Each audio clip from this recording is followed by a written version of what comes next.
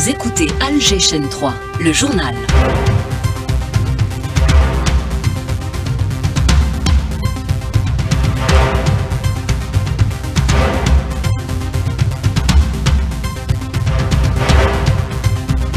Le journal de la mi-journée qui vous est présenté par Nariman Ouali. Nariman, bonjour. Bonjour Rostom, dans l'actualité, l'élection du nouveau président du Conseil de la Nation, le deuxième personnage de l'État pour nom Azzouz Nasri. Dans son intervention, il salue les réformes initiées par le chef de l'État. Situation des jeunes exerçant dans le cadre de la micro-importation individuelle. Le président de la République donne des instructions en vue de leur régularisation. Des mécanismes seront mis en place. Alger accueille les travaux des assemblées annuelles de la Banque islamique de développement. Les participants sont issus des 57 pays membres de l'institution. Entretien téléphonique attendu, le président ou les présidents américains et russes doivent discuter du conflit en Ukraine. Agression sur Gaza, des négociations sont en cours à Doha, la partie israélienne sous pression et contrainte au dialogue. Madame, Monsieur, bonjour. Azzouz Nasri vient d'être élu à la tête du Conseil de la Nation. Élection lors d'une séance plénière ce matin. Il était seul candidat à la succession de Salah Goudjil. Pour plus de détails, nous avons en direct avec nous Sofia Boukarcha. Bonjour. Oui, bonjour Nariman. Azzouz Nasri est désormais le deuxième homme de l'État. Il vient d'être élu président du Conseil de la Nation, succédant à Salah Goudjil à la tête de cette institution clé de l'architecture politique algérienne. Diplômé de l'ENA en 1970, juriste de formation, Azzouz Nasri a occupé plusieurs hautes fonctions judiciaires, dont celle de procureur général et de premier président de la Cour suprême entre 1995 et 2001. Il a aussi siégé au Conseil constitutionnel, était député, puis sénateur au titre du tiers présidentiel. Dans sa première déclaration aujourd'hui, Azzouz Nasri a salué les réformes engagées par le président Abdelmadjid Tebboune, affirmant que l'Algérie avance avec fermeté vers le statut d'économie émergente à l'horizon 2027. Il a réaffirmé l'attachement du pays à sa souveraineté, rejetant toute forme d'ingérence étrangère, y compris de la part de la France, et a souligné la volonté de l'Algérie d'entretenir des relations bilatérales fondées sur le respect mutuel, l'égalité et les intérêts partagés. Enfin, Azzouz Nasri s'est engagé à renforcer la coopération entre les deux chambres du Parlement pour consolider l'état de droit et répondre aux attentes des citoyens. Donc, Sofia Boukarcha en direct du Conseil de la Nation. On rappellera que Azzouz Nasri a été élu aujourd'hui à la tête du Conseil de la Nation. Cette élection a été précédée par l'installation des nouveaux membres de la Chambre haute du Parlement. Nous aurons à y revenir. Le président de la République instruit le gouvernement afin de renforcer son action sur le terrain avec plus de rigueur pour répondre concrètement aux préoccupations réelles des citoyens. Abdelmadjid Tebboune a insisté sur ce point lors de la réunion hier du Conseil des ministres, réunion au cours de laquelle décision a été prise de régulariser la situation des jeunes exerçant dans le cadre de la micro-importation individuelle. Ces jeunes seront intégrés dans le circuit formel du commerce extérieur et pourront tirer profit de la loi relative à l'auto-entrepreneur. Selon l'analyste économique Mahfoud Kaoubi, il faudrait également prendre en charge la question de la dualité du taux de change. Il était l'invité du jour avec Nariman Mendil.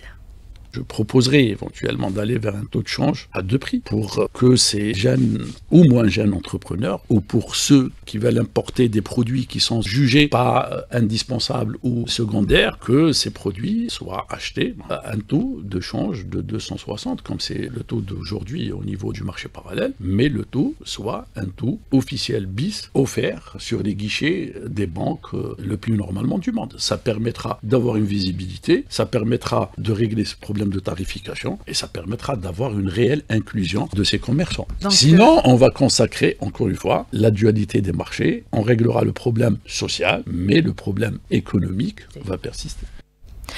L'organisation du secteur de la production du sucre, un autre dossier sur la table du Conseil des ministres. Le président de la République instruit à l'effet de prendre des mesures, y compris la possibilité de créer un office national du sucre. Cette démarche est saluée par Ahmed Daraï, PDG de Tafadis, contacté par Messa Smaïl. Nous, quand on va rentrer sur le marché du sucre algérien, nous allons produire l'équivalent de 700 000 tonnes de sucre raffiné premium. Ce sucre va se rajouter à ce qui est produit au niveau local, à savoir à peu près, on sera à peu près à 3 millions de tonnes. Or, les besoins des Algériens sont d'à peu près 1,5 million de tonnes. Donc, il y a lieu, cet organisme, il va faire quoi? Il va faire en sorte qu'il y ait une régulation, donc dans tous les sens, que ce soit en matière de disponibilité, de qualité, mais aussi de prix. Et d'un autre côté, donc on a tendance à vouloir exporter ce sucre, mais pour l'exporter, il faudrait faire ses comptes, voir si ça revient positivement pour la balance de la Banque d'Algérie, ou là ça va être plutôt des ventes en perte. Propos recueillis par Meissa Smaïl. L'Alger accueille depuis ce matin les travaux des assemblées annuelles de la Banque islamique de développement, en présence de 2000 participants. Cet événement, placé sous le haut patronage du président de la République, permettra d'aborder des problématiques importantes liées au développement et au renforcement de la résilience économique notamment. Plus de détails avec Elim Bokadoum. Membre actif de la Banque islamique de développement, l'Algérie a toujours entretenu une relation dynamique avec cette institution fondée non seulement sur les volets financiers, mais aussi sur une vision globale du développement durable et inclusif. Fidèle à ses principes fondateurs, elle n'a jamais cessé de soutenir les causes justes. Awad Shams, président d'Eurogulf Consulting. L'Algérie, elle a beaucoup de choses à faire, à montrer. Il a beaucoup au niveau industriel aussi. Moi, je trouve que l'Algérie commence à être très très active, et surtout au niveau africain. Les gens, ils ont besoin de l'Algérie, comme l'Algérie a besoin du monde aussi, mais avec la politique actuelle du président, il est magnifique. On le soutient vraiment de fond du cœur, car vraiment c'est un pays qui travaille pour l'humanité. Cette approche s'inscrit également dans une vision plus large de la coopération sud-sud que l'Algérie défend avec constance. Les participants à cet événement n'ont pas manqué de saluer les efforts consentis par l'Algérie. Ismaël Simo, directeur de l'Université islamique Ouganda. Nous sommes venus à Alger, une très belle ville. Nous sommes honorés de participer aux assemblées annuelles de la Banque islamique de développement. L'engagement de l'Algérie auprès de la Banque dépasse largement la sphère économique. Il s'agit d'une contribution à une dynamique collective fondée sur des valeurs partagées et une volonté commune de bâtir un avenir plus juste et plus prospère pour les pays membres. Du Centre international des conférences, Elim Bokadoum, Alger 3. Sonelgaz met les bouchées doubles pour garantir un approvisionnement régulier durant la saison estivale. Le ministre de l'Énergie présidait ce matin un regroupement national des cadres de la société. Le bilan 2024 a également été présenté. Compte rendu de Lina Addouche. En 2024, le groupe Sonelgaz a réalisé 99% des objectifs fixés par les pouvoirs publics. De nouveaux investissements sont déjà prévus pour accompagner la dynamique économique. Morad Adjel, PDG de Sonelgaz. Nous avons enregistré de très bons résultats sur tous les plans. Les ambitions sont très importantes et nous allons œuvrer pour la réalisation de tous les programmes, éventuellement pour une meilleure relance économique. Nous mettons tous les moyens nécessaires pour être au rendez-vous. L'État algérien a consenti plus de 420 milliards de dinars algériens pour réaliser des investissements très importants. L'année 2025, il y aura plus de 560 milliards de dinars pour réaliser d'autres investissements. Une grande dynamique dans le secteur de l'énergie. Pour l'été 2025, l'entreprise se veut rassurante. Tout sera mis en œuvre pour garantir la continuité du service et répondre aux attentes des citoyens. Nous tenons à rassurer le citoyen algérien par rapport à l'été 2025, nous allons œuvrer pour qu'il n'y ait aucune coupure. Et dans le cas où il y a des coupures en dehors de notre volonté, il y aura une réactivité très importante des services de Sonelgaz pour le rétablissement dans des délais très courts. Sonelgaz poursuit ainsi ses efforts pour consolider son rôle clé dans l'approvisionnement en énergie et accompagner le développement économique national. De l'école de formation de la Sonelgaz, Lina Addouche, Alger 3. Il y a 69 ans jour pour jour, les étudiants algériens ont déserté les campus pour répondre à l'appel de la patrie, un engagement sans faille réitéré aujourd'hui par la jeune génération en faveur de la science et du progrès. Hanan Seissi. 1 800 000 étudiants algériens sont dans toutes les spécialités de pointe, notamment la technologie liée à l'espace et la télécommunication aéronautique, un domaine complexe et en constante évolution qui passionne nos étudiants, à l'image de Delal Rahali, étudiante en fin de cycle Master 2 à l'Université de Blida. L'étudiant algérien, porteur d'idées, de projets et de solutions innovantes pour le monde de demain. Mon projet de fin d'études porte sur l'amélioration de la fiabilité des systèmes spatiaux utilisant l'intelligence artificielle. Tous les secteurs sont à investir. Akram Harmoun, étudiant en administration des affaires, a choisi de pousser ses études vers le domaine de la pêche. La pêche est un secteur essentiel pour atteindre une sécurité alimentaire. À nous, la nouvelle génération, héritier des jeunes étudiants 19 mai 1956, a développé notre pays. Essentiel que chaque étudiant s'oriente vers un secteur clé pour bâtir une nation forte. Pour Assia Chaouchamdan, docteur-chercheur en chimie de l'environnement à l'université de Tlemcen, la recherche scientifique est le rempart pour la sauvegarde des acquis nationaux. Avant, pour combattre l'ennemi, il fallait s'armer, mais actuellement, l'arme est différente. Et ce que nous avons en possession, c'est la science. Les étudiants algériens sont un potentiel humain considérable, en progrès sur la lignée de la génération de l'indépendance, un terreau pour la construction et la sauvegarde de la souveraineté nationale. Et dans un message hier à la veille de la journée de l'étudiant, le président de la République a rendu hommage aux étudiants algériens, exprimant sa fierté envers les étudiants innovants et créatifs. Il n'a pas manqué de réaffirmer l'engagement de l'État à intégrer les jeunes diplômés dans l'économie nationale. Génocide sioniste à Gaza, 98 martyrs palestiniens sont enregistrés chaque jour en moyenne depuis le 12 mai selon l'Observatoire euro-méditerranéen des droits de l'homme. À Doha, les négociations se poursuivent. Netanyahou n'a d'autre choix que de négocier avec le Hamas. On écoute à ce propos Abou Selem Moussa, responsable du bureau de communication du mouvement du djihad islamique. Il est contacté par Karima Pennour. Hamas, le porte-parole de tous les mouvements de résistance palestiniens, insiste sur l'arrêt de la guerre à Gaza et l'ouverture de tous les points de passage pour les citoyens qui sont affamés, tués en masse par une entité qui, depuis 1948, poignardait les femmes enceintes et maintenant, il s'en prend aux femmes, aux enfants et aux personnes âgées. Du jamais vu dans l'histoire ni même dans les deux guerres mondiales. Quelles que soient les ententes pour l'échange de prisonniers, elles doivent répondre aux exigences de la résistance palestinienne et en premier lieu le cessez-le-feu définitif. Et pour que les choses avancent, il n'est pas interdit de libérer certains détenus par la résistance, mais l'occupant sioniste avec l'aide américaine, il accepte des accords partiels, puis il fait faux bond au bout de quelques jours. Guerre en Ukraine, entretien téléphonique prévu ce lundi entre Donald Trump et Vladimir Poutine. Il intervient après 10 jours d'intenses manœuvres diplomatiques insufflées par les Européens et les Américains et qui ont échoué à déboucher sur de véritables avancées. On écoute le décryptage de l'analyste politique Bruno Drowski, contacté par la Béa Slimani. L'appel téléphonique sera un point sur la route d'une rencontre entre les deux chefs d'État. La négociation se fait surtout entre Washington et Moscou et Kiev va devoir s'aligner sur les choix qui seront faits. Poutine est plus dans la stratégie générale et Trump plutôt dans le commercial et les avantages immédiats pour les États-Unis. Il va falloir faire des concessions. La Russie n'est peut-être pas très pressée de terminer le conflit puisque pour le moment, évidemment, elle avance sur le terrain et je pense qu'elle compte toujours sur un affaiblissement majeur de Kiev avant de pouvoir conclure un compromis.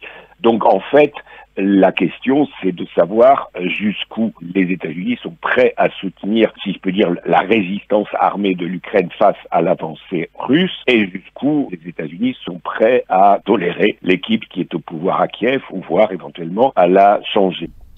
L'objectif de cet entretien téléphonique est de mettre fin au bain de sang en Ukraine, selon les mots de Donald Trump. Vladimir Poutine lui a déjà établi ses conditions pour un cessez-le-feu. C'est toute la question. C'est d'ailleurs ce que les négociateurs russes ont dit aux Ukrainiens à Istanbul. C'est que, oui, d'accord, vous n'êtes pas d'accord avec nous aujourd'hui.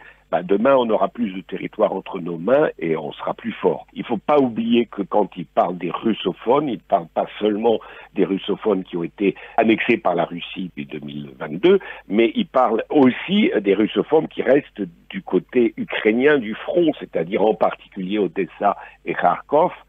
Et le sort de ces régions va aussi être négocié. On peut estimer que la Russie rêverait de les annexer à la Russie, mais pour le moment, c'est loin d'être fait.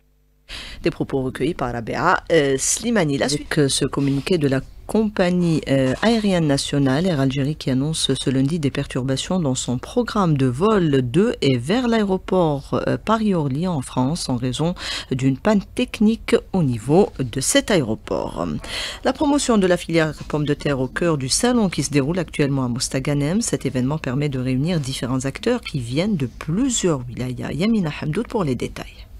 Cette rencontre a rassemblé de nombreux acteurs du secteur, tous unis par un même objectif, promouvoir cette filière stratégique et renforcer sa contribution à la sécurité alimentaire nationale. Azdin Nouasser, directeur des services agricoles de la wilaya.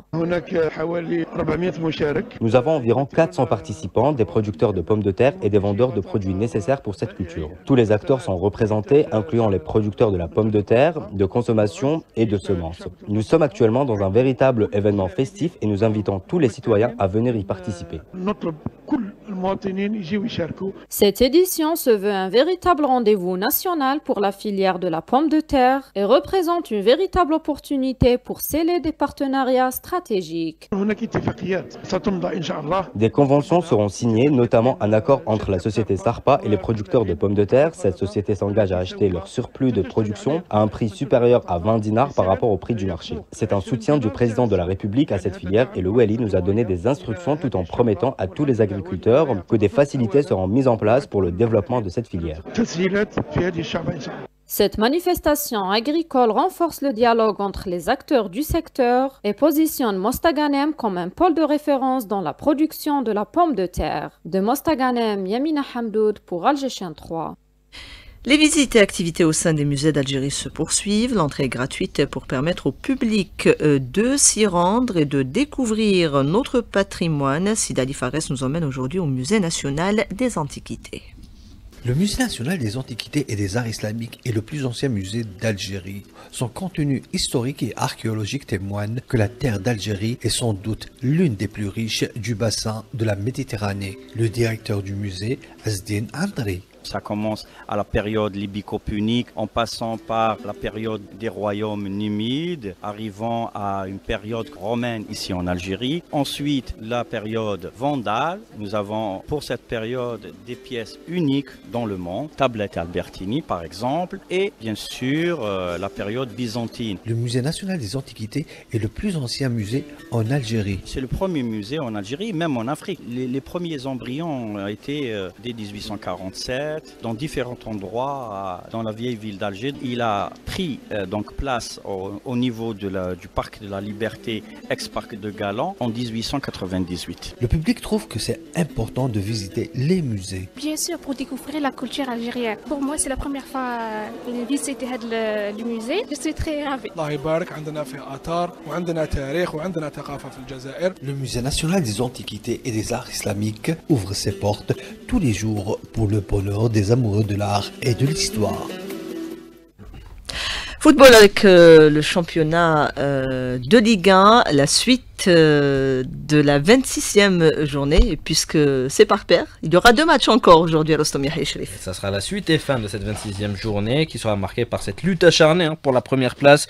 Le co-leader, le Mouloudia d'Alger avec 46 points qui recevra l'Entente de Sétif, 4e avec 38 points, alors que le poursuivant, le Shabab de Belouizdad qui est à la 3e place avec 44 points, affrontera l'AS Ochlef en déplacement. Ces 2 rencontres débuteront à 17h et seront retransmises en direct sur nos ondes. Je rappelle qu'hier, le CS Constantine s'était imposé 3-0 face à la Lanterne Rouge. L'US Biskra et avait match nul 0-0 entre l'US Mostaganem et le Mouloudia Club d'Al-Biyad. Et puis il y aura du basketball cet après-midi à la coupole du complexe olympique Mohamed Boudiaf à partir de 16h30. La première journée des playoffs dans le groupe B. À 16h30, Mouloudia d'Alger, un des favoris pour le titre qui affrontera le CS Guet Constantine, alors que le champion d'Algérie en titre, le Wydad de Boufaïk, fera face à l'outsider du tournoi, le club sportif de Tlemcen, à partir de 19h. Merci Rostom. Selma Figuer Erdouane CSI était à la réalisation du 12-13. Il y avait Samira à la console technique, Yassine au streaming et Tahar à la régie d'antenne. Tout de suite la météo avec Karim Abnour.